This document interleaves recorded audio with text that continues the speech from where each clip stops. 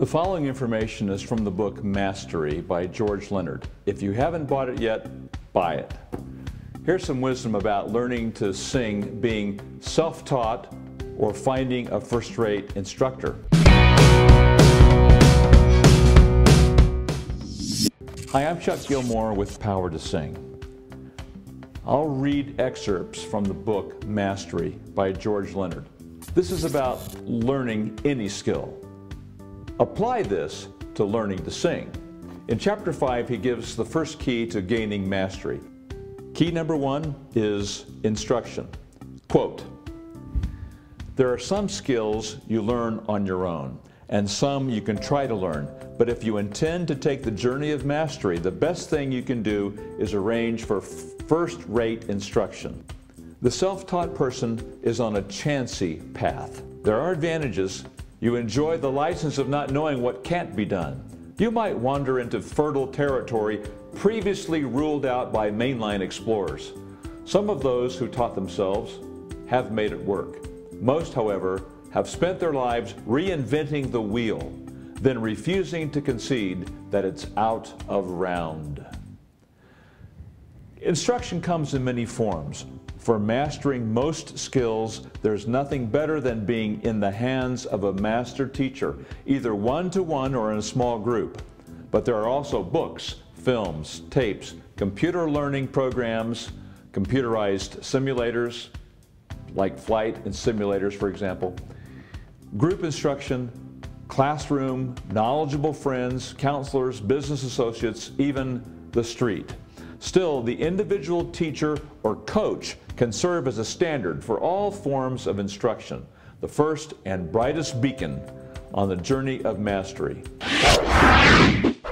Respect for credentials shouldn't blind you to other considerations. The instructor who advertises as an 8th degree black belt in one martial art, a 9th degree in another, and a light middleweight champion of the world in both could be a lousy teacher.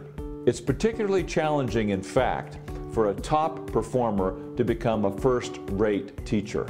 Instruction demands a certain humility. At best, the teacher takes delight in being surpassed by his or her students. To see the teacher clearly, look at the students. They are his work of art. Even more on the interaction. Does the instructor proceed through praise or through damnation? Maybe you're looking for the type of instructor who's comfortable only with the best, only with potential champions. There are such teachers, and they serve a useful function. But for me, the essence of the instructor's art lies in the ability to work effectively and enthusiastically with beginners, and to serve as a guide on the path of mastery for those who are neither as fast nor as talented as the norm. Knowledge, expertise, technical skill, and credentials are important, but without the patience and empathy that go with teaching beginners, these merits are as nothing. If you should end up with a teacher who doesn't seem right for you, first look inside. You might well be expecting more than any teacher can give.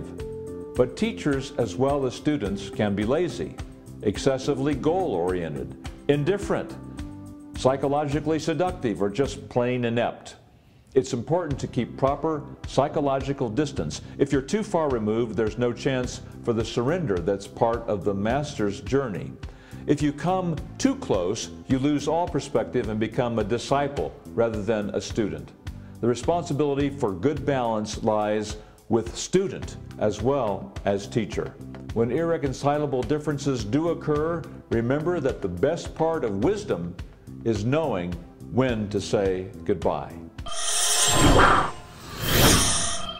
Bear in mind that on the path of mastery, learning never ends. In the words of the great Japanese swordmaster Yamaoka Teshu, quote, "Do not think that this is all there is. More and more wonderful teachings exist. The sword is unfathomable," unquote. Now, I'd like to add, if the sword is unfathomable, imagine the unfathomableness of the voice. This is a great little book. You will benefit by reading this book and applying its lessons. Mastery by George Leonard. Learning your vocal type is an important step in learning to sing. I'm not talking about whether you're soprano, alto, tenor, or bass. Your vocal type is what you tend to do when you sing higher into your upper voice. Go to powertosing.com and take the vocal test, which I call the Power Test.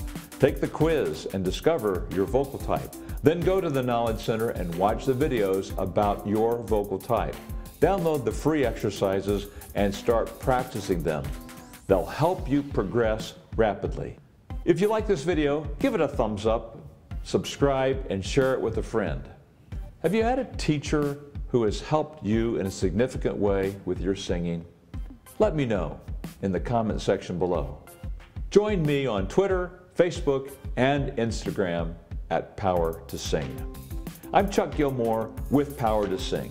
You can sing higher with beauty, confidence, and power. I'll see you inside the next video.